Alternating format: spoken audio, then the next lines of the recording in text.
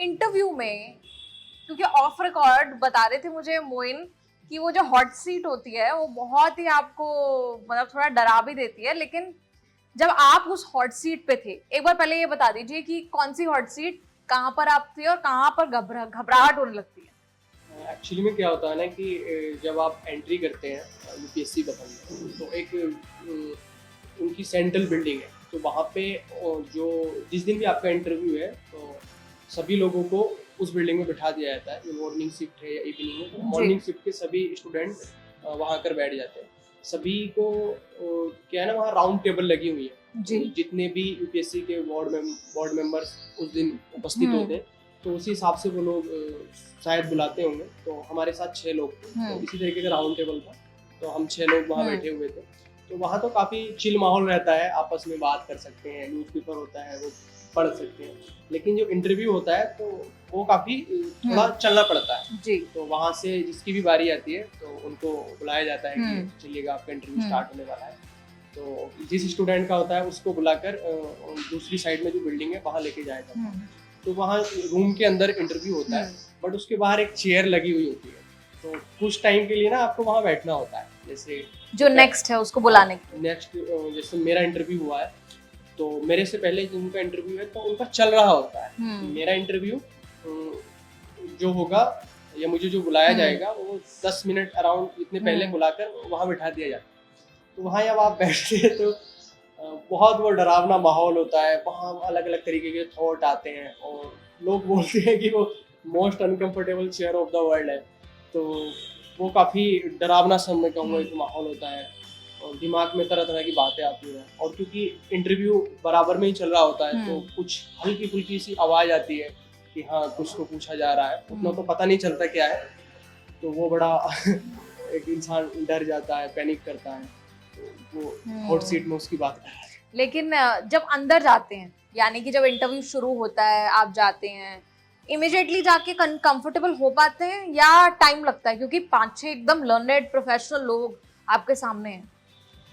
वो डिपेंड करता है कि आपकी तैयारी कैसी है। मतलब मैं तो इस चीज़ को बोलूँगा और मैं बोलूँगा कि आपकी किस्मत कैसी है क्योंकि जैसे ही आप एंट्री करते हैं तो आप बैठ जाते हैं।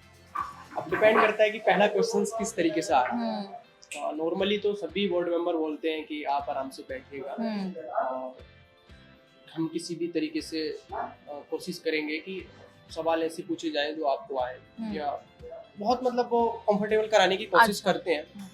बट क्योंकि सवालों की तो पूरी दुनिया है तो सवाल तो कुछ भी आ सकता है। तो किसी व्यक्ति के सामने अगर पहले दूसरा तीसरा सवाल बाउंसर आ गया तो उसके लिए बड़ी डेंजर सिचुएशन हो जाएगी बाकी सवालों के लिए, क्योंकि उसका कॉन्फिडेंस तो वहीं डगमगा गया। लेकिन शायद जैसे मेरे केस में था तो मुझे कुछ जो सवाल आए थे तो वो शायद मेरी रेंज में थे, तो मेरा कॉन्फिडेंस बूस्ट हो गया। तो उससे क्या होता है ना, आपको काफी हेल्प मिल जाती है जो आगे के सवाल होते हैं। अच्छा, क्या ट्रिकी सवाल कुछ पूछे गए आपसे?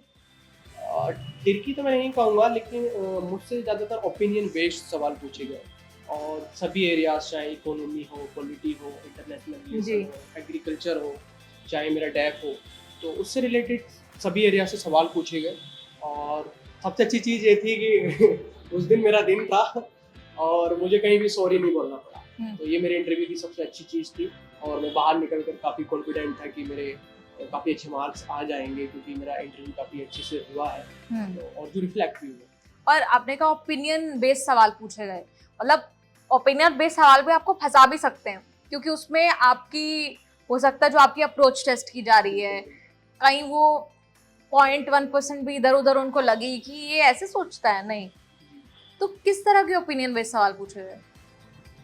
ओपिनियन बेस्ड मतलब क्या है ना कि देखिए फैक्चुअल में पूछ लिया जाएगा, मान लीजिए कि भारत की राजधानी कहाँ, तो इससे आपको उतना अंदाजा नहीं मिलेगा।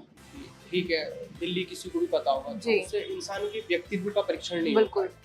लेकिन जब यही सवाल पूछा जाए कि भाई भारत की राजधानी दिल्ली ही क्यों, तो यहाँ फिर आपको बहुत सारी चीजें बतानी है। कोई किसी तरीके से जवाब देगा, हर किसी का एक अपनी अप्रोच होगी, तो उसी के हिसाब से मतलब वो लोग जज करेंगे। लेकिन उदाहरण के तौर पर अगर आप बताना चाहें किस तरह के सवाल पूछे गए आपसे? जैसे कि मुझसे एक सवाल पूछा गया था कि रसिया यूक्रेन जो वॉर चल रहा है, तो आपको क्या लगता है कि भारत का जो स्टैंड है वो सही है क्या? हम्म, तो उस पे जो भी मेरा विचार था वो मैंने अपना व्यक्त किया। हम्म, उसके अलावा उन्होंने कुछ सिचुएशन बेस्ड भी सवाल मुझसे पूछे थे हम्म, कि एज ए डिस्ट्रिक्ट मजिस्ट्रेट आप कहीं होंगे हम्म, तो वहाँ पर किसानों के लिए क्या करेंगे, किस तरीके से आप उन्हें प्रेजेंट हम्म, करेंगे। तो जो भी मेरी अप्रोच थी वो मैंने उनसे साझा की। डैप से रिलेटेड भी सवाल काफ़ी थे। मैं जैसे स्काउट गाइड में था तो स्काउट गाइड से रिलेटेड भी मुझसे सवाल पूछे गए।